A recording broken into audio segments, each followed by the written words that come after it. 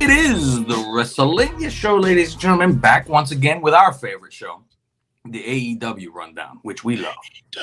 We love it. So, if you want to hear all these shows, complete, full, all that kind of stuff with better audio quality when I'm not stuck in a hotel, that is patreon.com/Lingus Mafia. Whole $5. You can get in there. And if you can't afford that, you can go to patreon.com/Gambling Picks. Win some money, and then you pay for that. So it's a perfect situation for us. Perfect. And let me get in one more plug. Ooh. Belowthecollar.com/Lingus Mafia. The website's actually shutting down in January, but they're having their Black Friday sale, which starts tomorrow. So probably by the time most people are listening, I love Black Friday before.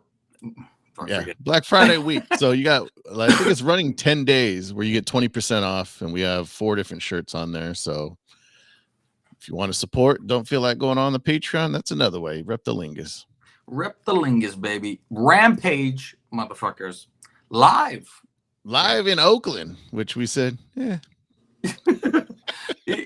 At least I have we both have a pretty good excuse other than who cares about this shit show. But, living far away. I started thinking about it. I'm like, it's a Friday night. And then I thought about, driving to Oakland on a Friday night. If it was in San Jose, different story for sure. So, Starks versus Dog Eat Dangerously for folks. You know what was odd about this to start, too? I mean, maybe just because it was live. They actually had entrances. You never see that on Rampage. Usually Rampage starts and boom, already in the ring. It had to be because it's live. It had to be. Cass is on commentary, Faust. And right in the middle of him explaining something, Starks comes and yanks the headphones. He was like, wait. It was very odd for a Rampage to not have Excalibur. I think they figured, well, he doesn't do Collision, and they were taping it right after. Let's give Excalibur a night off. It's funny you say that. I didn't notice. Didn't even notice. I didn't notice that. Oh yeah, he's not here. No. Yeah, I noticed when he's not on. I mean, I'm used to him not being on Collision, just because Collision has the different set. Everything just feels different when it's Nigel and Kevin Kelly or whatever, or even when what's the other guy that fills in? I always forget his name. Riccoboni. But yeah, Rampage. It's always, but it's weird. It's weird when you hear Shivani. He's doing a lot more play-by-play now. Like he seems to be the lead guy on Collision. Yeah, he's turned into like the lead with his stuff. So, how many times did that doggy do the fucking fist in the air? Oh God! It was every fucking move. Yeah. Bill distracts, and then Ricky does the blow dart. Yes. I love the blow dart, Faust. Yeah. Jericho and Renee in the back. And all Jericho talks about that he's going to be at the Tokyo Dome on Sunday. Yeah. Well, it wasn't the Tokyo Dome, but yeah, he was going to be in Japan. At DDT or whatever the fuck. Yeah, not even a New Japan show. And he ended up wrestling 69, right? Yes. And I saw something like the end of the match, like on Twitter, somebody posted. And it's Jericho, they hug and, shake hands, show respect. What the fuck? Aren't they in a blood feud? Exactly. So here's the thing, too. I go, oh, where can I watch this? Oh, yeah, they didn't even promote it. They just said that, what was going on. He flies if it was New Japan, go to New Japan World or wherever you can watch their shit. Don and Nana are talking in the back, and Lexi says next week, Don is like, well, Cage is going to be our partner. Which one? Brian Cage. Right. Because Sammy's hurt. He's on the shelf, and he's going to be a new father. I don't know why he's hurt on the shelf. So, he pays Nana for the services of. I'm like, okay. Yeah, I'm like, where's Ospreay? Because he's, usually around this group. But I guess he's like, I don't have any part of this fucking stupid match. Well, the time will tell. So... What's funny too, as soon as he gets him, and I go, well, I guess I know who's taking the fall. Yeah, no kidding. Yeah. Double J group in the back. They interview and they talk about Eddie. And then Ortiz shows up. And he goes, you talk a lot about me, and I'll say it to my face. And I go, what are you talking about? This is the guy that walked up last week right when they walked away. Like, oh, my ears are ringing. I'm going to handle this next week. What? And also, What did they say about him? Yeah, we talked, and he doesn't want this. He doesn't want to join our group. It's not like it said, "Oh, this fucking slob" or anything like this. Karen goes, "You're outnumbered," and Lethal goes, "We could jump you." Ortiz says, "Where I'm from, if you're gonna be jumped, you strike first." So he jumps on them and then gets whooped. Yeah. Okay. He says, "I'm gonna go down swinging," and that's exactly what happened. So is Victor Sanchez or whatever his name gonna fucking be his partner now and help him in this? They're gonna be friends again. Just like that. Oh, Mike. Ruby versus Red Valentine for us. Mm-hmm. So is she? Here's my question, Faust. She comes out from your mom's kitchen, by the way. Right. And I go, is she stirring food? I think so, yeah. You come out like this. I go, it's either that or she's the Godfather. Stir the bowl. Green roses are delivered, Faust, during the match. I go fucking nuts. I go fucking crazy because of the fucking acting, for one. Gold Dust Usher comes down to the ring, Faust, to give her these flowers, right? And she's like, "Are they for me?" Middle of the match. Yeah.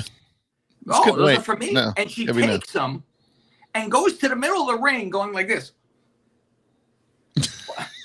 What? Are these flowers? I've never had flowers delivered to me before. I don't know what to do with this. I'm not a girl. I don't know what to do. Does anyone have so the ref takes them. The ref takes them away, and she's still fucking babbling, stunned. Look at her. And because she's waiting for an hour for it to be rolled up. Rolled up, but a kick out. Eventually, Red Velvet wins this thing, Faust. Yeah. All right. So you go, okay. Now we're going to get a story, I guess. So Kingdom and Roddy come out. They say it's No Neck November. Faust. Fantastic. That's good. No Neck He November. dedicates his match, his best friend, Adam Cole. Kingdom versus Jobbers. Mm-hmm. Roddy jumps in afterwards, and he beats the shit out of the guy, and then they like scooch him to the chair. And then hurry up, put the neck back on. He wore himself out. Garcia and 2.0 interview for us. I just call him 2.0 because they don't even have a fucking name anymore. Interview in the back, and Garcia wants Andrade next. Mm-hmm.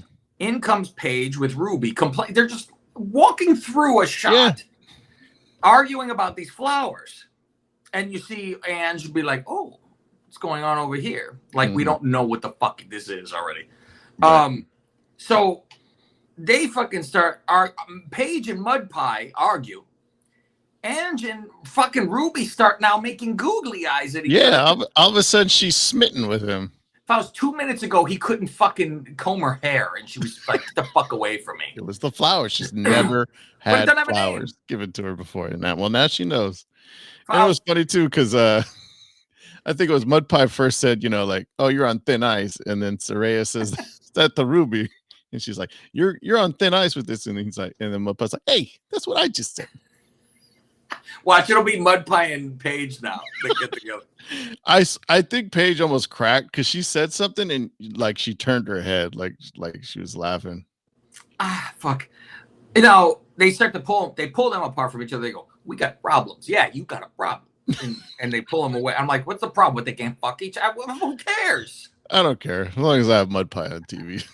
Saying pretty something much. Once a week. Pretty much. Just need him there. Let him be the commissioner. There you go. Kingdom and Roddy in the back, and Andretti and the poor man's Dante show up to talk shit.